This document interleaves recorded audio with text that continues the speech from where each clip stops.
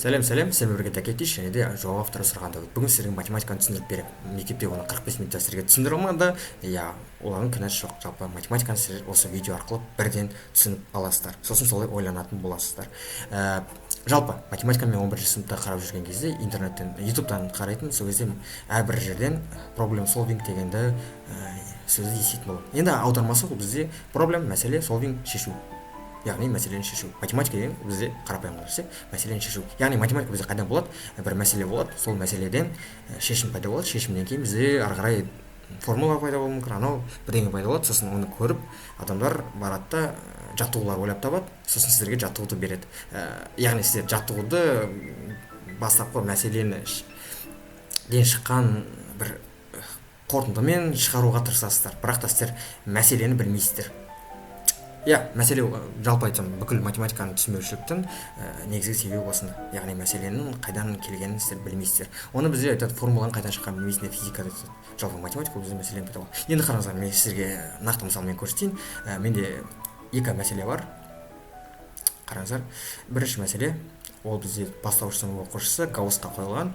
Бірінші мәселе 1 қосу 2 қосу 3, одан кейін бұл жақсы мысал бола ма білмеймін. 100-ге дейінгі сандардың қосындысын табу керек. Міне. Бұл бізде бірдеңені береді. Осының екі шешімі бар мәселе. Бізде неге мәселе деп айтып тұр? Өйткені бастауыш сынып оқушысына осындай тапсырма берді. Бұл мәселені шешу керек. Енді бір қандай мәселе бұл жерде? 1-ден 100-ге дейінгі сандарды біз 1 қосу 2, сіз бастауыш сынып оқушысыз. Оған 3-ті қосып жазып отырып, бізде өте бір күрделі. 1-ге 2-ні қоссақ 3, 3-ге қоссақ 6, 6-ға 4-ті қоссақ 10, 10-ға 5-ті қоссақ 15 деп санап отыру қиын. Егер біз қысқа былайша айтқан кезде мына жердің мәселенің шешімі біз қысқа жол табу, яғни формуланы табу. Сіз қазір курстағы, анадағы интернеттен іздеп жүгіріп кетпеңіз, өзіңіз барыңыз, осыны шешіңіз. Бірінші осылай да шешіп көріңіз, екінші бір қысқа жолын табу болыңыз. Міне, мәселенің шешімі. Міне, бізде осылай біз қандай да бір формула табу аламыз. Келесі екінші мәселе ол мынандай.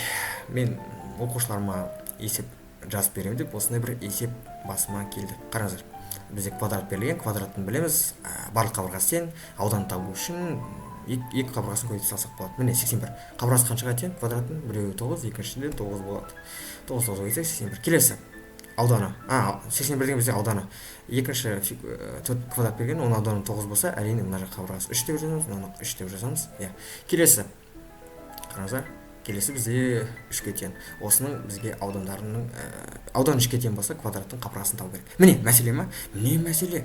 Міне осы мәселені бізде ғалымдар ойлана отырып шешкен. Міне сіздерге осыны мектепте айта ма? Жоқ, айта алмайды.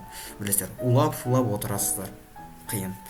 Егер осы мәселені шешетін болсақ, бітті. Сізге ары қарай мысалдарды көрсетіп, одан кейін жаттығуларды көрсетіп, түсінбейсіз. Жатта ережені бізде мынандай. Осы мәселені шешіңіз, болды. Бітті.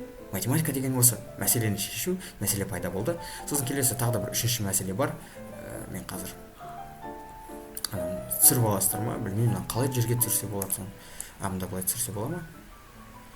Мында тағы да түсірсе бола ма? Мында былай қосам ба? Новыйды басайық. Жүрейді керек емес. Үшіншісін жазып салайын астына сыйдырып. Үшінші мәселе бізде мынандай. Менің өзімде пайда болған, бірақ мен оны ары қарай дамыта алмадым. Бірақ дамытсам, ойлаңыздаршы, мен кәдімгідей бір болашақта болатын бағдарлама бар ғой, соның контентін тауып қойыппын. Контент деген сөз түсіне алмайсыздар, бірақ та солай. Бізде x квадрат қосу 1 тең 0 деген есепке келіп қалады. Сол кезде айтатын бар, x квадрат тең минус 1 деп. Осының шешімін таба алмай қала беретін. Бірақ та біз оны университетке барған кезде комплекс сандар деген нәрсе екен. Бізде айтты, осындай математиктер бар, осындай нәрсені ойлап тапты деп. Сөйтіп үлкен бір ғылым шықты. Көріп тұрсыз ма? Бір ғана теңдеуден осындай нәрсе шықты. Зерттеліп кетті. Дәл сол сияқты мынау үстінде тұрған бір ғана нәрседен біз үлкен бір нәрсе табады. Мәселені шешу бітті. Математика сізге түсінікті болды деп ойлаймын. Енді мынау комплекс сан деп болды. Бізде и дейді, сосын комплекс сан дейді. Ол бізде жаңа бір 2020 жылдары 2019-да жаңартылған білімде 11 сыныптарда тақырыптарында бар екен. Қанша минут кетті маған? 5 минут. 5 минутта математиканы сіздер түсініп отыр ойлаймыз. Арнаға тіркеліңіздер. Егер түсінікті болса барлығы, осыны математика мұғалімдеріңізге айтыңыздар, әлде өздеріңіз осыны қолданып ары қарай білімдеріңізді дамыта беріңіздер. Сау болыңыздар.